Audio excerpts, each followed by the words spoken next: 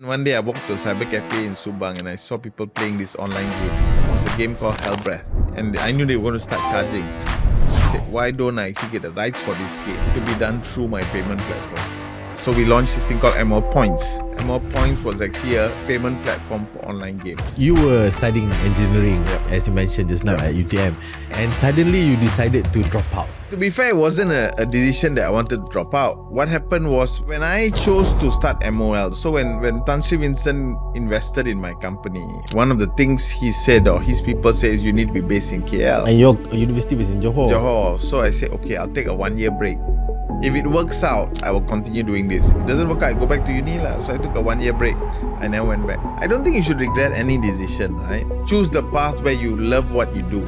If you like what you do, then that's the right path. If you ask me, one of my biggest mistakes in my life was listing on the NASDAQ. On day one of the IPO, we listed I think at $12. On day one, the share price went down to $8. I was worth $80 million in the morning and $50 million in the evening. So I made $80 million and lost $30 million in one day. All paperwork. So at that time, people asked me why you only list on NASDAQ. Arrogantly, you're young, you say, because I can. I should have listed on the Bursa. So how did you deal with it personally?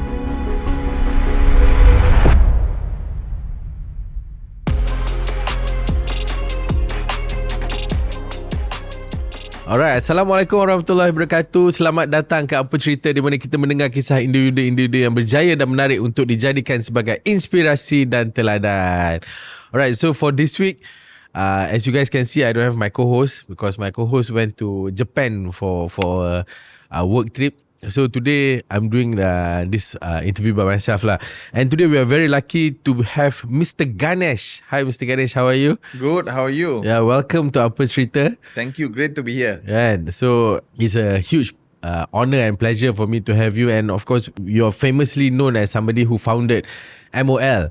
Or some people yang dekat Malaysia ni tahu sebagai MOL Pay. And then you are also the man who was famous for being the first company to hit NASDAQ. And you have done a lot of amazing things lah. But today I want to get to know you more better, and also I nak bring us back from your childhood, kan? Sure. And I understand that you were the person yang a young man standing in a internet cafe dekat Johor, telling the internet cafe owner that you're gonna be the next Bill Gates, kan? So you had big dreams since you were young and stuff like that. But I want to know lah, macam you were raised and born in Johor in the 80s. I think 80s was quite a cool time lah. Masa tu kan orang kata 80s or carefree and stuff like that, which honestly feels like maybe one of the best era dekat dalam Malaysia, kan? So what was life like growing up there? So I was, to be honest, I was a bit of a geek when I was young. So when I was, what I remember very clearly was when I was 6 years old, my mother sent me for computer class. And so we learned Apple. Those days it was Apple II. Nothing like our Macintosh today lah.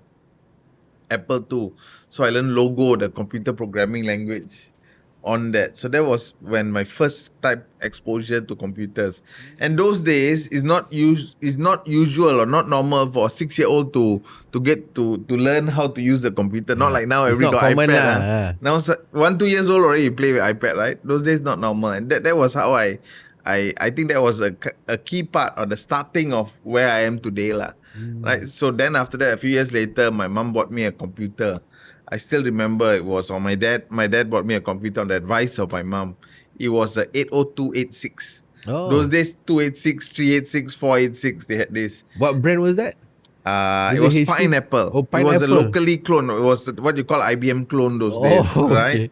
So it's an IBM clone made in Johor, Pineapple computer. I think Pineapple is listed on the Bursa now or something, right? So it's a Pineapple, and then I remember my dad had an advisor, IT advisor. So my dad bought me a 40 megabyte hard disk. The IT advisor says, how are you going to use this? He'll never use the 40 megabyte hard disk. It's so big lah masa tu. 40 megabyte tu. Those days 40 megabyte was huge, right? Now Think about 40 it. Now our megabytes phone got like- 8 gigabytes. 40 megabytes, I think one photo also now fills exactly. it up, right? Yeah. Then after that, I think when I was in Form 4, Form 5, or maybe it's Form 3. So then there was this thing called bulletin board systems. So those days there were no internet. And so in Singapore, they had this thing called BBSs. So those days, computers have something called modems. So modems basically, you will dial in to, I used to dial in to Singapore. And then there other people from Singapore or all over the region will dial in. Then we used to communicate on what's called a bulletin board system. Oh, it's like a chat system, something like that. Yeah, so it's basically a server hosted where people can basically But it's dial not in. over internet. It's not over internet. There was no internet yet. It's not intranet also, right? Because It's not intranet. You dial in, you It's a connect dial-in to lah. a central server. Oh, it's and like then that- telephone, something like that. It's not, you connect through the telephone line, Okay. right? So that's where you need a modem. Wow. Right, you need a modem, and then you dial in to Singapore, and then my telephone bill that time came to 300 ringgit. So my father was very angry. So what were you doing inside there? Was it just talking? You just talk, then you can download stuff. It was like a mini internet lah, almost a regional internet lah, right? Oh. And it was at that time that one of the BBSs I used to dial into had access to the internet. So that's when I first used the email. And then maybe a year later, Jaring started. This was the early 90s lah, I would assume. Yes, I think it was maybe, it was maybe 92, 93, early 90s. So I was the first 1,000 people on Jaring. Oh, wow. Jaring is the first internet service provider in Malaysia, right? And then so I was the first 1,000 people on Jaring. Then we used to use what's called IRC, the internet relay chat, where you can go in and chat with people from all over the world. Oh. And that's how I started getting into the Tech internet world lah. lah. Yes. Oh, that's very interesting. And then after my Form 5, so while I was still in school, what happened was in my Form 3, Form 4, Form 5, I used to be the president of the computer club. Oh, they had computer club already? Yes. Even though there was no internet yet? Yes. So I used to be the president of the computer club. I was very active in the computer club. So I used to repair computers. Even my teachers will always get my advice to repair computers. So I was the only one with the pass keluar. Oh. I can walk around the school because my teacher gave the pass keluar. I can go to the teacher's room because they always needed my advice on how to do stuff on computers lah, right? So I used to repair computers. So at that time, did they use intranet in this computer?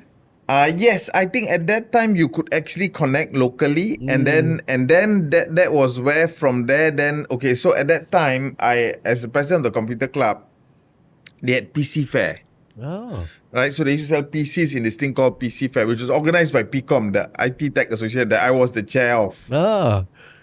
a few years ago. Oh, that's I think almost 20 years later. crazy, yeah. Right, so then I sold computers. I used to get a group of people from this computer club to actually sell computers in PC Fair. And I was the top salesperson to sell the computers. Because you knew ins and outs of computer lah kan? Yes, Yeah. and that's where I met my first boss. So he was one of the resellers for the computers. It was a brand called IPC. So he was one of the resellers for the computers. And then basically we used to sell those computers and he was one of the resellers, and then he started a cyber cafe. The His one. name is Tuan Haji Ramli. Oh, he's a Malay guy. Yes, he's a Malay guy, right? So you said to Tuan Haji Ramli lah that one day you're going to be no, a so billionaire, after wasn't my it? Form 5, Huh? I became a cyber cafe operator for him. Okay. Right, so I used to operate cyber cafes. Then this was just after SPM kan. Then after that, in the middle of the year, what happened was so after SPM habis results, I went to UTM. I studied in UTM. My father passed away just after my SPM exams, and so I managed to get into UTM because I'm from Johor, so at least I was close to my mum. So I basically still continued in the cyber cafe. So while I was in UTM, then I realized this cyber cafe, it actually doesn't have a billing system, and it's very easy to cheat. If you're the cyber cafe operator, your boss not around, you can just put in the time in, time out. And so I came up with the idea to actually develop a cyber cafe management software. Oh, wow. At 18 years old. 17, 18 years old. So I was in the electrical engineering faculty. I got somebody from the computer science faculty, a guy called Faizul, to actually develop this cyber cafe management software. Oh, that's how you became Bill Gates, ah. Yeah, so the Bill Gates story is I was actually in the cyber cafe. One day Bill Gates went to Singapore, and in Johor you always watch Singapore TV. So Bill Gates was actually doing a TV show.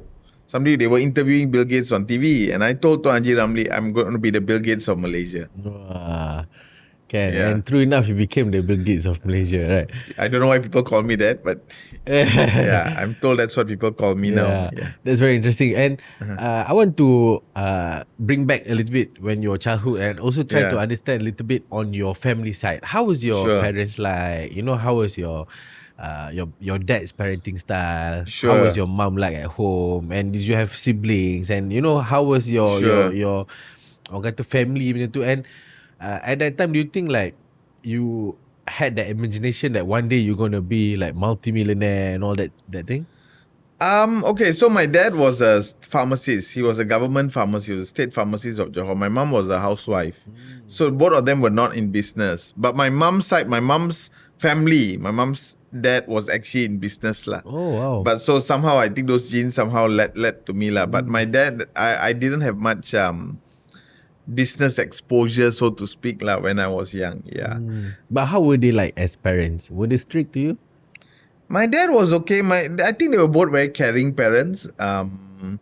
Yeah, because I was the youngest. My sister and me had a gap of 12 years, so I was kind of. I think they were very good to me lah. I would say. Manja. Yeah. Manja a bit lah. Yeah. My sister also manja me. Yeah. As a student pula kan in school, you know, your primary school, secondary school kan, what kind of student were you at that time? I was very active, especially in secondary school. Yeah, because you were the computer At punya computer ni. club, I was in the St. John Ambulance, so I was very active. I was one of the best students in terms of activity lah. Academic, I was okay, not amazing academically, but still okay, still in the top 5 maybe of the class. But then I was also very active, and I think it was that activity in my St. John Ambulance, in the computer club, that also built my character. And I think that was so key. I still go back to my school. I still contribute back to the computer club of my school.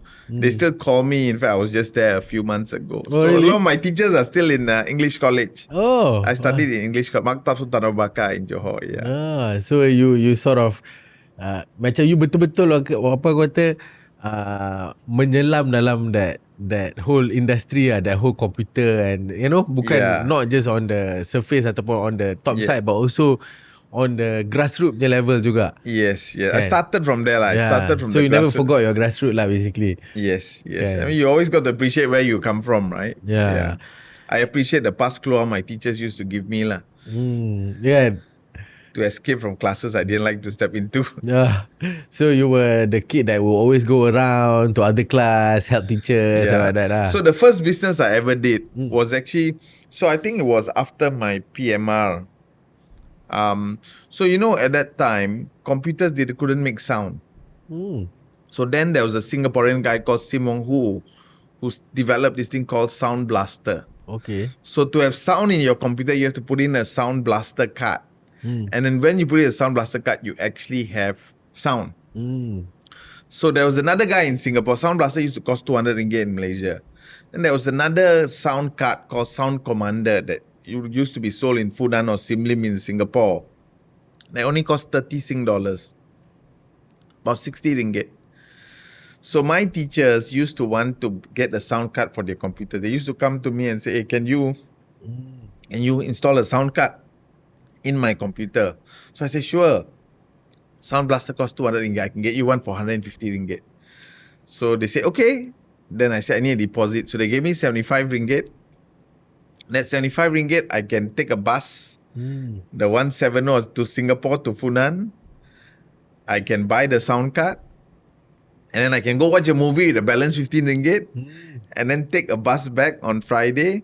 And then install the sound card and get my profit. After I install card, I get my profit of 75 ringgit. Wow. So that's actually my first real entrepreneurship business activity. Was selling sound cards to my teachers. Oh, that's interesting. And you were only 16, 15? Must have been, 15, 16 years old, So you had this entrepreneurial spirit as well lah at that time, kan? Yes. Where do you think that came from?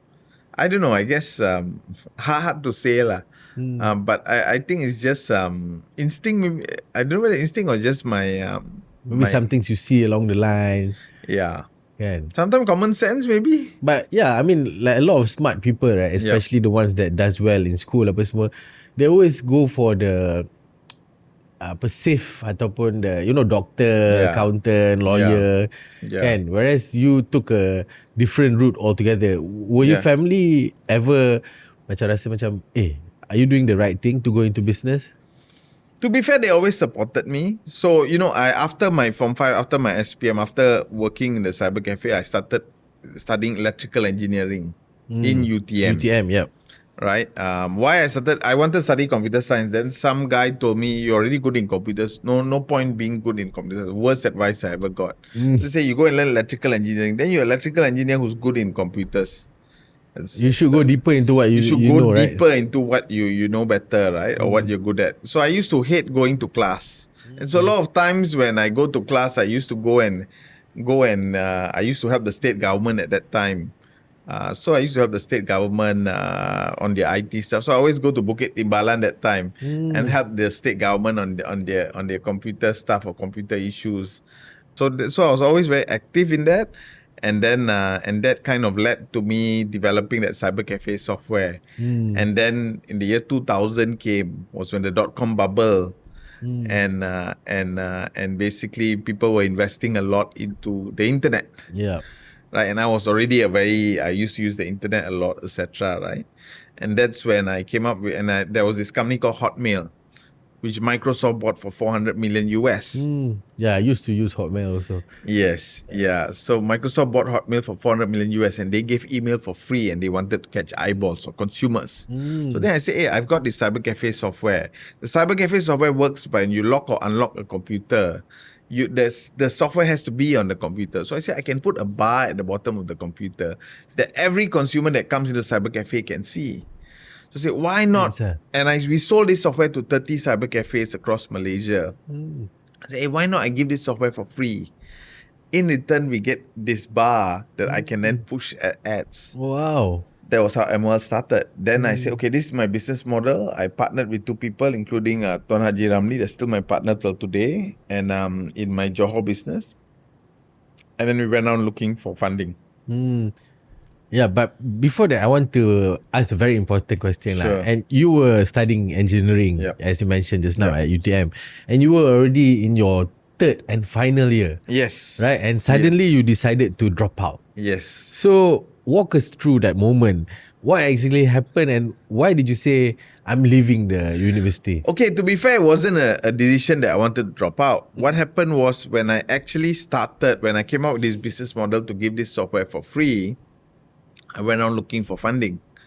And then, and at that time, I used to look at the newspapers and I used to see that Tan Sri Vincent Tan was investing in the internet. He invested 200 million ringgit in 30 different internet companies. Yeah, I think this is a very interesting story. Through a company called MOL. So what happened is he bought a listed company. I think the listed company is called Dijaya Enterprise. He had a vision. Tan Sri Vincent has a very strong vision.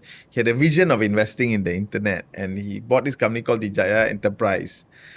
And then he bought the domain MOL.com. He bought it from Job Street, basically, right? He paid 12 million ringgit to buy the domain. Wow. MOL.com. At that time. And then people asked him, why did you buy this? Why did you pay 12 million ringgit to buy this domain? He said, there's AOL. There are only 26 OLs in the whole world. Right? So he bought this domain for 200 million, for 12 million. And then he used that company to rename the Jaya Enterprise we call MOL.com Berhad. Then he invested 200 million ringgit in 30 internet companies. Out of 200 million ringgit, he gave me 2 million ringgit. And I think there's also a very interesting story of how you got to know Tan Sri. Maybe you can tell us that story. Okay, so my dad used to know Tan Sri when actually before even I was born. And so what happened was the first time I actually met him was actually in Holiday Plaza. He opened a McDonald's in Holiday Plaza, Johor. And so he invited my dad. So my dad brought me. So first time I met Tan Sri was I was 6 years old. I still remember he gave me a stack of McDonald's coupons that allowed me to eat McDonald's 1 year for free. So every week I could go to Holiday Plaza, give a coupon and get a Big Mac. Not Big Mac lah. I mean McChicken, fillet of fish. Yeah. So that was how I met him. And so when you were 6 years old then, and then when you saw him, you remembered? No, so what happened was this. So what happened was every year he'll send a hamper to my house, and that's how I remembered him lah.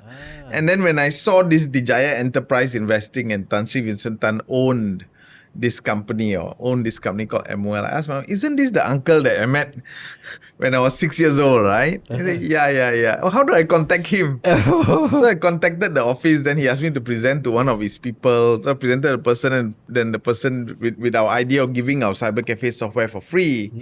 And then I pitched to him once, and he said, okay, 2 million ringgit. I think he was half asleep, to be honest. Oh, really? It's so easy for him to he said, how much? 2 million ringgit for 60%. I said, okay. Actually, when I presented to his people, we said ask for 4 million ringgit for 30%. That's what we asked for. Then his people said, no, 2 million ringgit for 60%. And we said, okay. At that time, not like now, right? Now you got Cradle, you got all these government funds, and you got all of these VCs to invest. That time you didn't have much VCs, right? So I was quite blessed. Right, so even though it took 60%, I was quite blessed. He gave me 2 million ringgit. Then that company was what we built up, and that investment more than paid off for the entire 200 million ringgit. That he invested in the internet. In fact, really? Yeah? He got back 4 or 5 times and still counting. Yeah. Really? Yes. Yes. That one investment with you. Yes. The 2 million ringgit. Yeah. Wow, that's crazy. Yeah. And I think that's an amazing story lah. Where sometimes you cross paths with people. You don't know why you cross paths with them, right? But you never know what's going to happen in future, and that's why I think it's always important to, remember people. Keep relationships and stuff like that, kan? Yes. And when you met him again, right? When you wanted to present it, he remember you? Yeah, he knew who I was. Of course, I don't think he remembered that he gave me a sack of milk, but he knew who I was. He knows my family. And then then we pitched to him, and he said okay, and then one thing led to another. Then I listed the company after that. So within 3 years of his investment, we listed the company on the NASDAQ. When I was 23, I became the youngest CEO of a listed company in the Malaysian stock exchange. They call it NASDAQ at that time. And I think until today, you're still... I still have the Malaysian Book of Records, youngest CEO of a public listed company. I know another young public listed guy, Azri Azrai. Okay. He was also 23, but I don't know which was younger, but maybe you still hold the Sure. Okay, so I want to go back to the dropout story to sikit kan. Macam dropping out sometimes after Steve Jobs, it sounds romantic, right? Yep. People think macam it's for entrepreneur, you have to drop out, something like that, But in reality, there are consequences, right? So what are the real consequences you had to face after making that decision? Okay, to be fair, when I chose to start MOL, so when Tan Sri Vincent invested in my company, one of the things he said, or his people say, is you need to be based in KL. And your university was in Johor. Johor. So I said, okay, I'll take a 1 year break. If it works out, because you have a business plan, right? Within 1 year to break even, etc. So if it works out, I will continue doing this. If it doesn't work out, I go back to uni lah. So I took a 1 year break. I never went back. Oh, yeah, because I think... I went back maybe 10, 12 years later to speak in the uni on my experience. Yeah. But did you ever regret that decision, or you think that is the right decision? I don't think you should regret any decision, right? Yeah. But I think it was the right decision. Because I think what was important is you must always choose the path where you love what you do. If you like what you do, then that's the right path. Understand? And of course, as you mentioned just now, you became the youngest CEO at a listed company in Malaysia. And, at any point, did you feel things were moving too fast for you? I don't think so. Not at that time. I think I always liked the fast pace. I don't think I would be. I always like I always like to keep busy until today. So I don't think I ever felt that things were too fast. Was I stressed at times? Obviously, when you're running a business, you're running a tech business at that time, it's not like now. Now you start tech business, you got consumers there. Those days, not many people use the internet. Not many people buy stuff on the internet, right? So it wasn't easy building a business. It was really, at that time, the game was lasting long enough so that you could build your numbers and you could sustain long enough so as consumer come in, they start using your product. And we developed a product after that from the cyber cafe software. So when we had this cyber cafe software, so we had 15,000 cyber cafes around the world that downloaded our software from around the world. 180 countries. Wow. We had millions of hits, people watching that, but we couldn't make money because people were not paying for ads at that time. Right? So we said, now what do we do now? And then some more, when you have people accessing your bar or looking at your banners, that actually takes bandwidth. So you have a cost, but you have no revenue. Right? And then we said, now how do we monetize? Then we came up with this idea, why don't we turn these cyber cafes into payment collection points? So people could pay cash at the cyber cafes for their online transactions. So in the next version of the software that we launched, we made it that the cyber cafes need to prepay us 300 ringgit. And that 300 ringgit will give them 300 ringgit worth of points that they can then use to buy online products. This was e-commerce in the year 2003. But then the logistic delivery for people to buy those products was not there. We said, now what do we use? What do we sell? Then we realized that people were buying reload coupons. And so why don't we actually, instead of physical reload coupons, we enable the cyber cafes to sell reload coupons, digital ones, or the digital code to their consumers. And then we did that. But then, everybody sells reload coupons. So I said, this is not something very unique. And then one day I walked to a cyber cafe in Subang and I saw people playing this online game. It was a game called Hell Breath. And then I said, actually maybe, and I knew they were going to start charging. I said, why don't I actually get the rights for this game? And make it mandatory for the payment when they start charging 38 ringgit to be done through my payment platform. That is MOL Pay. Yes. No. So then we start that. Yeah. So we launched this thing called MOL Points. Points first. Yes. MOL Points was actually a payment platform for online games. So people pay cash to get points and they use those points to buy games. Right? And that was MOL Points that today is now, the business of course was acquired. It's called Razor Gold today. So one of the things I'm very proud of is the business I started. They're still there. At 23 is still there, is still a multi-million-dollar business, hasn't been disrupted. I thought it been disrupted years ago, to be honest. But it's still there, is still doing well, and that's something that I'm most proud of. My baby is still surviving. It's you left a legacy. Yes, they're still there, right? So I think that's one of the things that I'm most proud of. Then from there, we expanded further. We bought Friendster in the year 2010. Wow. We sold Friendster's patents to another social network. We got shares in that social network. I'm not going to say what's the name of the social network, but you guys should guess. Facebook. Maybe. Right? And then that social network listed. And then we sold the shares at IPO. Big mistake. We kept it till today. Yeah. Would have made like few billion from there. Yes, maybe, yes. Yeah. So but you live and let live lah, right? Important part is you just be happy where you are today. Yeah, but I think you've done a lot of crazy internet things, things that you probably see like in movies lah, kan? But you actually went through and actually did it in your own lifetime, kan? I don't think you will ever see a movie where a Malaysian company goes and buys a social network in the Silicon Valley, right? I mean, you should turn that into a movie, right? That is a storyline of a movie. It's not something that happens on a daily basis, right? Yes. So, and of course, when you started MOL, right? Southeast Asian didn't really have an e-commerce yet. And then, of course, that time there was no Shopee, there's no Shopee Pay, no Grab Pay, none of that, right? So, what did you see in the future that other people couldn't see at that time?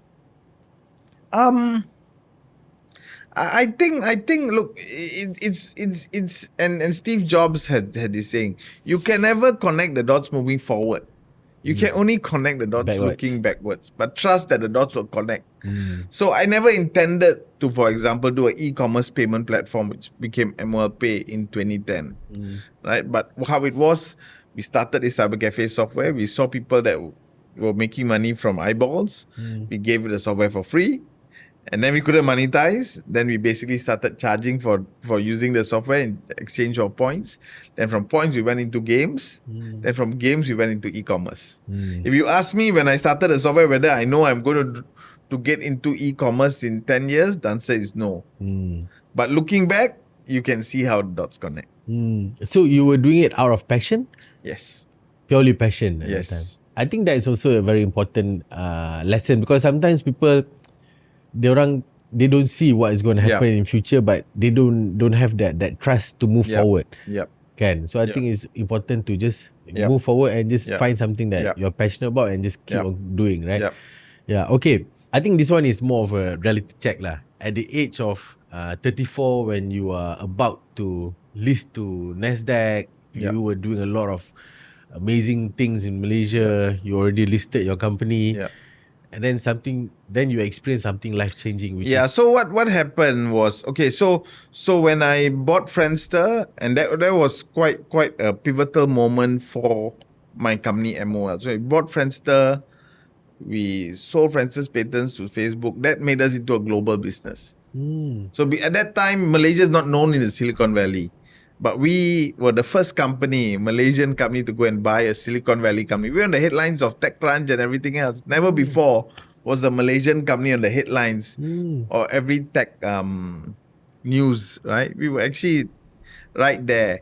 And then from there, we did a partnership with Facebook. We became the first Facebook credit payment platform. We got a lot of shares that we then sold. And then we bought payment companies around the world.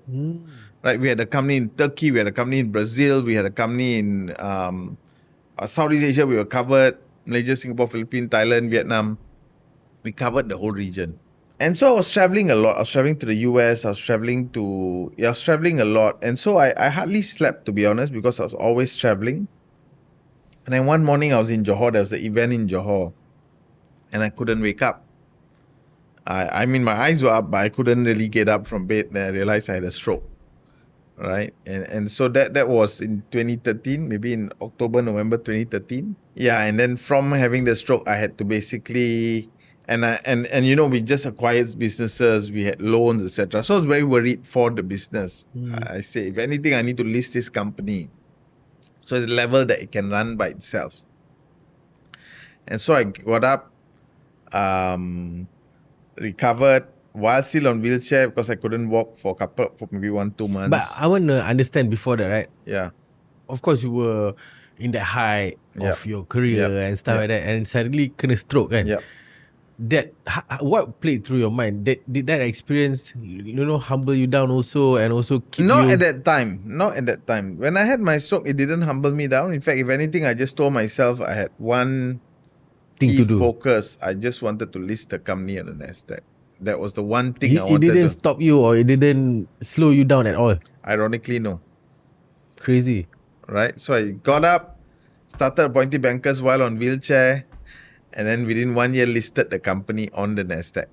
Right? And just to let you know, when you list a company, on NASDAQ, you do what's called an international IPO. You got to do a roadshow twice before you list. So I had my stroke October 2013. August, I did its first roadshow. Roadshow, basically, you need to travel to Singapore, Hong Kong, London, New York, San Francisco, Kansas City, all in 1 week. And I did that within 10 months of having my stroke. And again, 12 months later. And then I IPO'd the company actually... less than a year. Less than a year before my stroke. I told myself, if there's anything, I wanted to list the company on the NASDAQ. And we did. So and that to me was the pinnacle. Should have been the pinnacle of my career. But unfortunately, on day one of the IPO, we listed, I think, at $12. On day one, the share price went down to $8. So essentially, if you had like 80 million... I was worth $80 million in the morning and $50 million in the evening. So I made $80 million and lost $30 million in 1 day. It's all paper worth. Paper value lah. Paper value, yeah. And then, so that was, I mean, you know, as a tech entrepreneur, your dream, your vision is always to list a company on the NASDAQ, at least at that time. And then so it was a bit of a serendipity, I would say, that I listed the company, I achieved what I always wanted to achieve. But then, your crowning moment is kind of spoiled because your share price dropped. But now I look at all the Malaysian companies or all the Southeast Asian companies that listed on NASDAQ, most of them drop on day one, 20-30%, quite normal. You were the first lah. It's just the first, so it hits you because you don't realize that, right? You don't have enough data to understand that. Yes, but now I look back and I say every tech company that Southeast Asian tech company, almost every lah, save for one or two, they drop when they list on the NASDAQ. So now I look back and say I shouldn't have been so hard on myself, right? But then because the share price dropped on day one, and then I had my stroke, I did put in my all to list the company. So that was the point that I said, is it all worth it, right? And that was when I started to slow down. Not after my stroke, it's after the IPO. Yeah, and I think for someone who always spend their life exceeding expectations, right? At 20 years old already having, this kind of thing. So this was one of the first time that things didn't actually go to plan, right? Yep. So how did you deal with it personally? It was tough. It was tough. But I just had to live and let live lah. It took time for me to live and let live lah. Yeah. Maybe you can bring us through that moment, and also how actually you caught up and then you started Commerce Asia and then started to reinvent yourself. Because I think it's very important to understand that macam a lot of people when they do business, especially the first 5 years, they think life is just going to go up and up and up. But okay, so what happened was after I listed the company, of course the share price went down, etc. And then it was tough because you have shareholders that were putting pressure on you, etc. Then I said enough is enough. So I slowly took a step back from the business. So I kept all my shares, but from being CEO, I became chairman of the company. And then over time, when I realized that the company could run by its own, I also stepped back from the board and just became a shareholder. So I kept actually all my shares. In fact, I bought more after the IPO. So I kept all my shares actually until the company was acquired. Yeah, so Razer acquired MOL in 2018. So I kept all my shares until 2018. Yeah. And then after I sold the business, so during that time where I left the company and did the IPO, I actually started mentoring startups. Oh, I didn't want to invest. Yes, so I mentored young startups. I invested in one business. Maybe I invested in a company called Table Lab that subsequently we sold. Oh. And then when I was mentoring these startups, then I realized that at that time at least, now I think the startups are better. A lot of the startups were spoiled. I think they were taking for granted. Dapat duit senang lah. They Especially were the tech thinking, one, right? Yes. Yeah. So pre-pandemic especially. Now post-pandemic things got really tough. Now the startups are a bit more cautious. I mean, I think are better lah. So at that time they just want money and then they take money for granted. It almost investor money is Santa Claus. You're Santa Claus lah, right? Like giving away money. It's almost like that. So I said, you invest in companies, then the guys take you for granted. They expect you to help them. You give them money and they expect you to help them. They don't do. So I said, cannot lah. So I actually then decided to start Commerce Asia. And it was at that time I looked at a company called Shopify.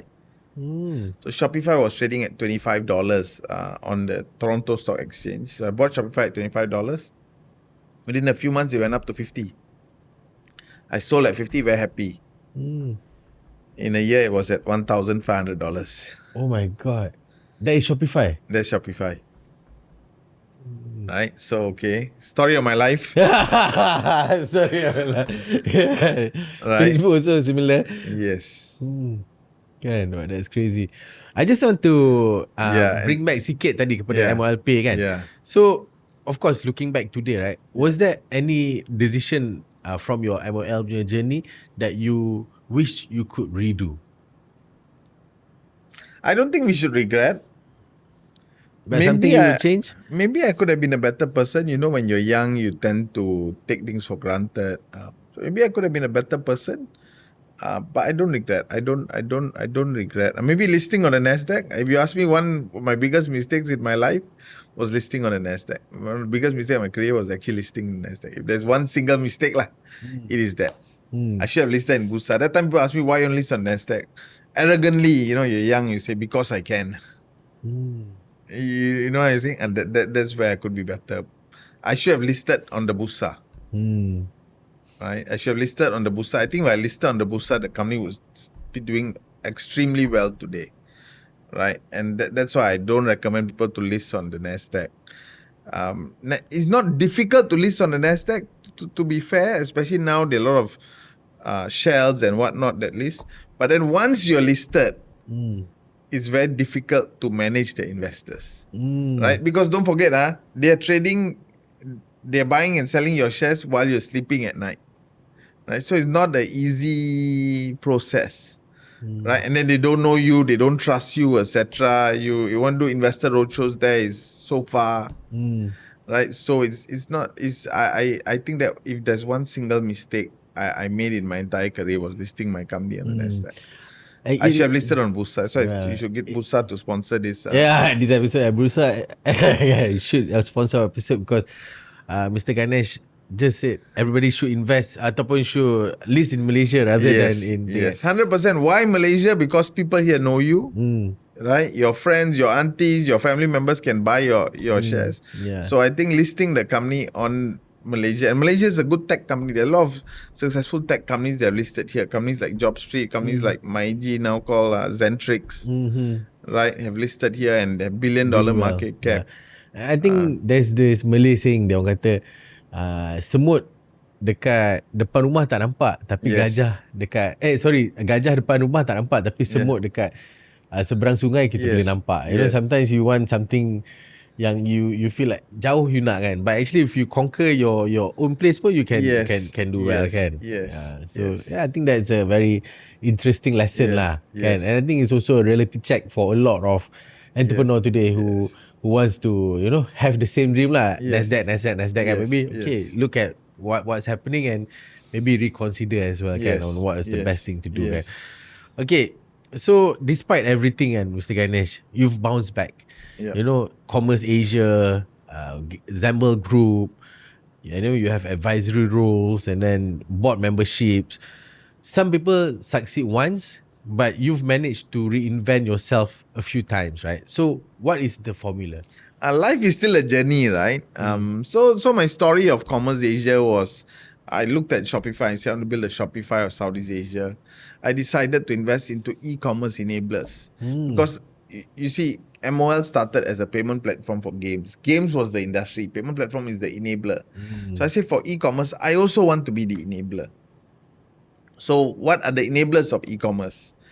Logistics, payment, marketing, influencers, right? So that then I invested in all these enabling ecosystems. Some we venture built, some we acquired, some we took minority stakes.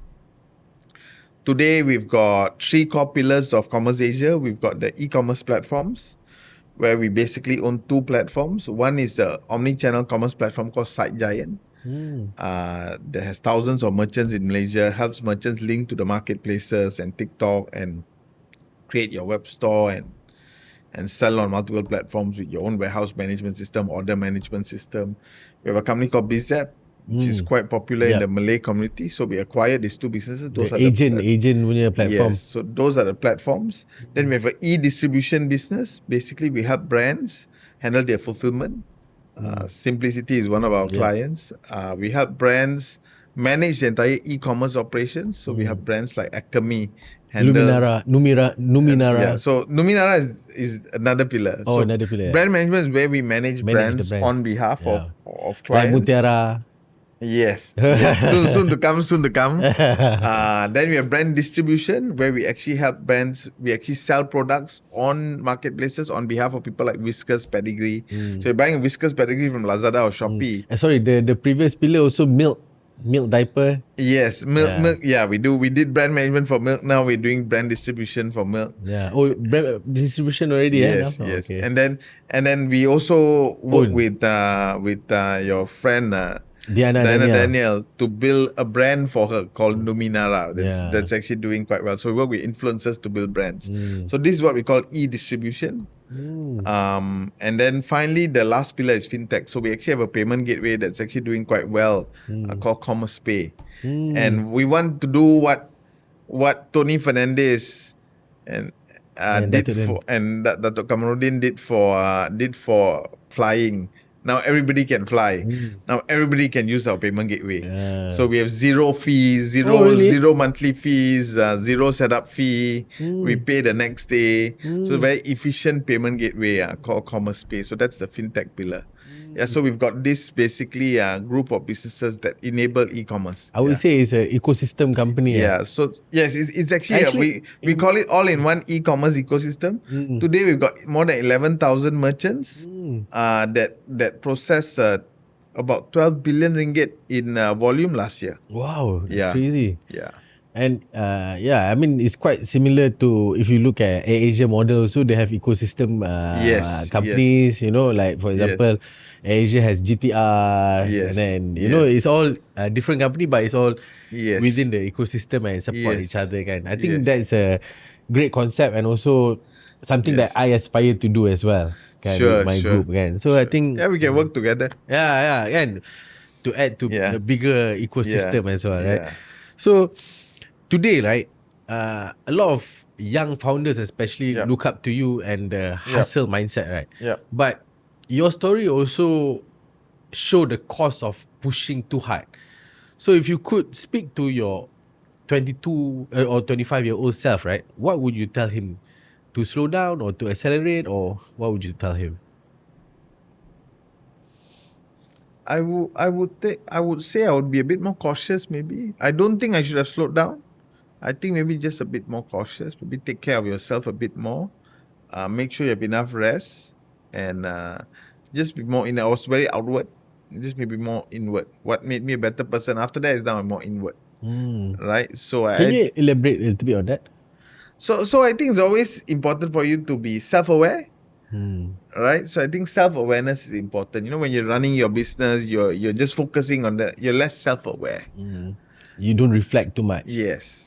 So I think awareness is very important so that you know where you are as well, right? Yes. Okay. You've famously, dropped out of university to follow your dream. But if someone watching this feels the same urge, right? What condition must be true before they make that kind of decision? If someone wants to drop out or don't want I think the question is not really whether you drop out or you don't drop out. The question is really, are you doing what you love? So I didn't like what I was doing in university, which is why I hardly there anyway. Right? So why are you wasting your time doing something you don't like to do? You should do what you love to do. That should be your priority, right? Yes. That's amazing. If you look back at your journey today, right? Did you ever think that one day you can achieve all this when you were young? And do you think like having a dream is important? Yes, I think I wanted to achieve it. I didn't know whether I was going to achieve it or not, but I wanted to achieve it. So I think that was the razor focus kind of thing. I want to achieve that. I want to list my company on the NASDAQ, right? Ironically, after listing the company on NASDAQ, I'm telling you now that it's one of the biggest mistakes in my career. You think about it? Yeah, you want something so badly, but when you actually achieve it and you're like, I don't want it. Story of human nature. But I think whatever it is pun, the journey that you went through, right? What you've gained, what you've learned. And I think what you're doing now is great also. You are trying to, instill this knowledge to younger people, mentor other people to, to be better and stuff like that. So I think that is something, maybe like you know, they say candle, right? They burn themselves for them to light others, right? Maybe you had to candle in the wind. You had to sort of burn yourself a little bit, go through all these challenges. But maybe it's good for the next generation you got to learn from what you have gone through, kan? Okay, Mr. Ganesh, you've seen entrepreneurs from Malaysia, from Silicon Valley, from China. What is that one mindset Malaysian founders must change if you want to build a truly global company? I think Malaysian founders are heading in the right direction. I think a lot of them, if you ask me this 10 years ago, I don't think they think big enough. They don't think regional enough. They think global enough. But I think now a lot of them are thinking regional, are thinking global. So I don't think that's an issue right now. I think I think the issue with Malaysian founders that's also improved maybe in the last couple of years is the fact that you don't take investors for granted, right? Investors are there to make money, right? So I think a lot of our founders take it as once the investor invests, and that's it. You know what I mean? Okay, thank you very much. So I think our companies need to be able to respect investors, respect that investors have put their faith in them, but you also need to give them the respect in return. I think a lot of our companies just take the investors for granted, and we can see it. I can see it from my investment. I can see it from my friends who also talk to me sometimes. Yeah, I think that's the key thing lah. Okay. So after everything you've gone through, right, Mr. Yep. Ganesh, the success, the setback, the health scare, the reinvention, right? What does success actually mean to you? That's a good analogy. A lot of people that's a good question. I mean, so a lot of people going through what I went through, had a stroke, listed the company, etc. Then had a bit of a downturn in the public market, etc. And then exited the business. Would have actually just retired, right? You already gone through. You already make some money. You retire, right? I didn't. I don't know whether that's a good thing or not. The story is still unknown. I went and invested a lot of what I exited in my business, put it back into the business, into my group of companies, invested in startups, etc., and took another kind of, I would say, throw the dice again, lah, right, into investment and building. I still don't know whether that's a good question, but I guess something wanted me. God wanted me to do it, so I did it, lah, right? Maybe I wanted to just prove it to the world that I can do it once again or twice. Now I got two groups of companies. Will I do it again after I exit this business, after I list these businesses? I don't think so. Right? I think this is. I don't think I'll build another tech business again. I doubt I'll do it. I think I've got enough of that. I actually, after I had my stroke, etc., I started spending 2 weeks a year in an Ayurveda resort. I do Ayurveda, so 2 weeks a year. I plan to do one during Hari Raya. I off my phone and I spend. I basically go to Ayurveda. I do what's called a detox program, where off my phone, I'm vegetarian. And I do 2 massages a day, 2 yogas a day. In Ayurveda resort, sometimes in Bali, sometimes in Phuket, and I really enjoy myself doing that. And the resorts I go to, I always see there's this the resort in Bali. There's a French guy who runs the resort, and gets to network, etc. So I think what I'll do after all of this, I want to set up an Ayurveda resort, and then I want to be able to host people in my resort.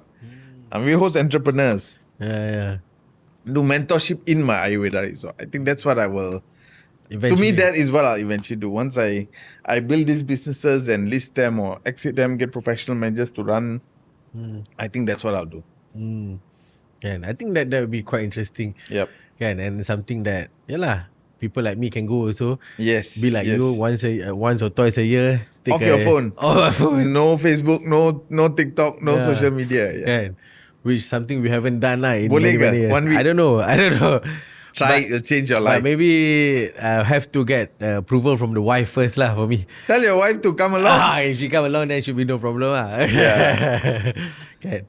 Yeah. Okay, Mr. Ganesh, like some people say macam entrepreneurship ni is one of the toughest road you can choose lah. If you can go back to your 20-year-old self, right, would you do it all over again? 100%. You would do it all over again. 100%. All these crazy things that you had to go through. 100%. So it was all worth it lah. It was all worth it. Man, amazing. Okay, Mr. Ganesh, my last and final question to you. For the people that is watching our podcast today, right? What would be your advice to them for them to be the best version of themselves? I think, okay, so I'd like to share quotes from 3 billionaires, right? So when I was running MOL, we wanted to expand into India. So I went to see this company called Reliance. right? No, first I went in the morning to see a company called India Games. I still remember this company called India Games. They were quiet.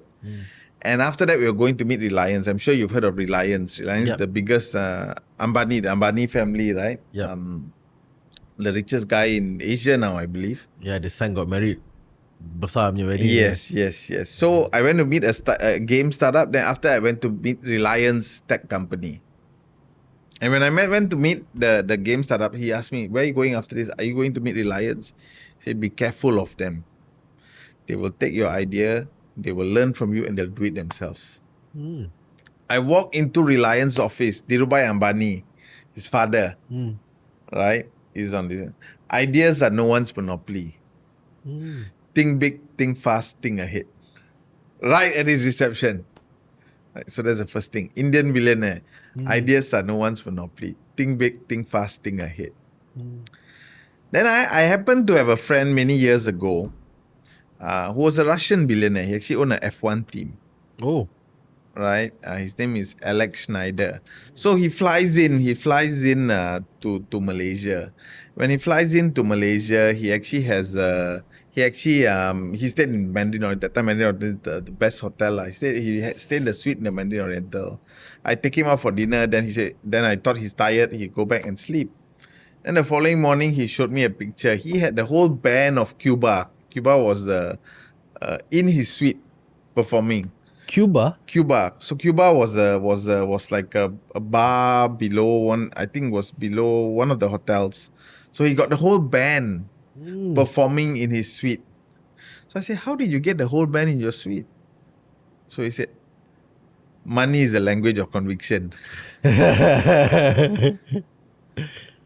Right. Then the third is a Malaysian billionaire. I'm not going to say who the billionaire is, but basically this Malaysian billionaire should be able to guess. I think I know who lah.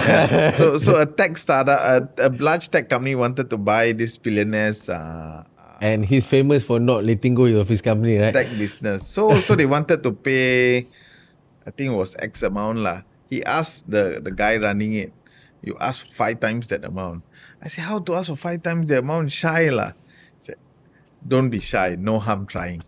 So the 3 things of billionaires: ideas are no one's monopoly, money is a language and conviction, and the most important one, No harm don't be trying. shy. No harm trying. Amazing, kan? I think that is probably one of the best advice that we've gotten lah in the podcast so far, kan? So, thank you so much, Mr. Ganesh, for telling us your story. I think it has been amazing, kan? The story that I think a lot of people when they do business, as I mentioned just now, kan, they think it's always straight line.